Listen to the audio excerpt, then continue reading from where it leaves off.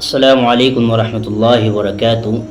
ایک خبر سننے کے لیے ملی، بلکہ ایسی خبریں تو مسلسل سننے کے لیے ملتی ہی رہتی ہیں۔ اس خبر میں آپ کو یہ معلوم ہوگا، یہ پتہ چلے گا کہ مسلمانوں کے حالات کیسے ہیں، کتنا بدترین مسلمان ہوتا جا رہا ہے، کتنا نیچے مسلمان گرتا جا رہا ہے۔ حضرات گرامی، یہ شخص اسکرین پر جو آپ دیکھ رہے ہیں، اس کا نام عمران ہے۔ اس کا نکاح ہوتا ہے۔ اس کی ذہنیت دیکھیے، آپ اس کے گھر والوں کی ذہنیت دیکھیے۔ یہ مسلمانوں کے اوپر جو دھبا ہیں، جو کلنک ہیں، جو مسلمانوں کے اخلاق کو برباد کرتے ہیں، مسلمانوں کے کردار کو برباد کرتے ہیں، خراب کرتے ہیں، مسلمانوں کے اوپر انگلی اٹھانے والوں کو مجبور کرتے ہیں۔ اس کی ذہنیت دیکھیے اور ذرا سنیے۔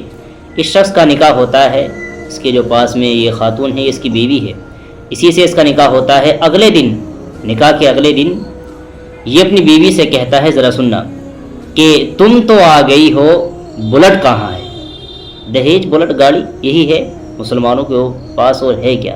یہی ہے کہنے کے لیے، مانگنے کے لیے۔ اس شخص کے لیے ایک لفظ آتا ہے، بڑا شاندار لفظ ہے، انٹرنیشنل بھکاری۔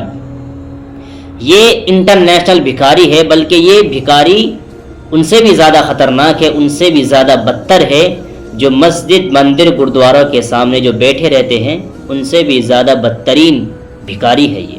بھکاریوں کے اندر بھی قسمیں ہوتی ہیں، یہ سب سے نچلے درجے کا بھکاری ہے۔ اب ذرا سوچئے، اس نے اپنی بیوی سے کہا اگلے دن صبح کے وقت کہ تم تو آ گئی ہو، بلٹ کہاں ہے؟ یعنی دہیج لے کر کے آؤ، بلٹ گاڑی لے کر کے آؤ۔ اس کی بیوی نے کہا کہ بلٹ کی تو کوئی بات طے نہیں ہوئی تھی، ایسا تو کچھ نہیں ہے۔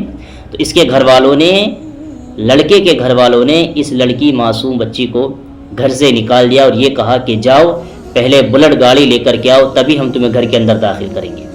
اب ذرا سوچئے، تھوڑے وقت کے لیے سوچئے۔ اب میرا تھوڑا اشارہ علماء کی طرف ہے، عالموں کی طرف ہے، مفتیان اکرام کی طرف ہے، اپنے اکابر، اپنے اساتذہ کی طرف ہے۔ ہم لوگ ہر جمعے کے دن تقاریریں کرتے ہیں، الحمدللہ ممبر ہمارے ہاتھوں میں ہے، لوگوں کو ہم سمجھا رہے ہیں۔ اب ذرا تھوڑے وقت کے لیے سوچئے کہ کیا لوگ سمجھ رہے ہیں؟ کیا لوگ ہماری باتوں کو سن رہے ہیں، اپنے ذہن کے اندر بٹھا رہے ہیں؟ یہ شخص جہاں بھی جمعہ پڑھے گا، جمعہ تو پڑھے گا ضروری ہے، اس شخص کے جو امام صاحب ہوں گے، ان سے میری درخواست ہے، یہ میری ویڈیو اگر ان تک پہنچ جائے تو آپ سے میری درخواست ہے کہ اس شخص کو بیچ مسجد میں کھڑا کر کے ذلیل کرنا۔ اپنی امامت کی فکر مت کرنا، اللہ آپ کو روزی دے گا۔ اس شخص کو اتنا ذلیل کرنا کہ اب آئندہ کوئی ایسا قدم نہ اٹھا پائے۔ یہ حال ہے مسلمانوں کا۔ ذرا سوچئے، خدا کی قسم، ممبروں سے علماء کتنا بول رہے ہیں، علماء کتنی محنت کر رہے ہیں، دہیج کے خلاف بول رہے ہیں، تمام چیزوں کے خلاف بول رہے ہیں، لیکن مسلمان کے ذہن کے اندر یہ بات آنے کے لیے تیار نہیں ہے۔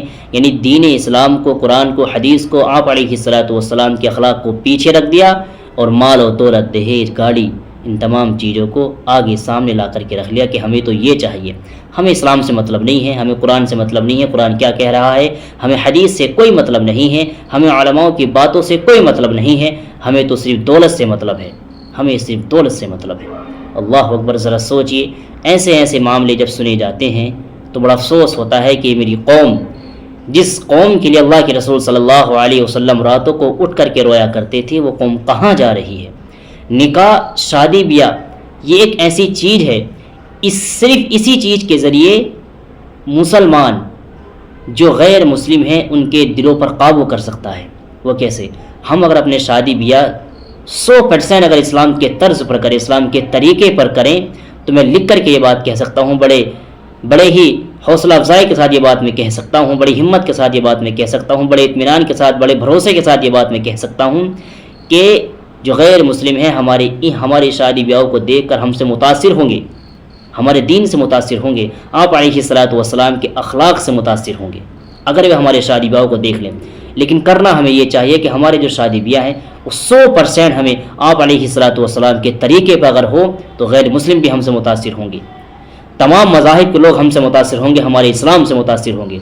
لیکن شرط یہ ہے کہ ہمارا جو شادی بیاہ والا معاملہ ہے یہ سارا کا سارا اسلام کے طرز پر ہونا چاہیے، اسلام کے طریقے پر ہونا چاہیے۔ فضول خرچی سے بچنا چاہیے۔ تمام طرح کی جو رسومات ہیں، بدعات ہیں، ہلدی کا لگانا ہے، جوتا چرائی کا تمام یہ ہونا ہے، اور شادی کیا بولتے ہیں بارات میں اس قدر کے لوگوں کا جانا ہے اور اتنا فضول خرچی کرنی ہے، کھانے پینے کے اوپر اتنا سارا پیسہ خرچہ کرنا ہے، اس سے بچنا ہے، ان تمام چیزوں سے بچنا ہے۔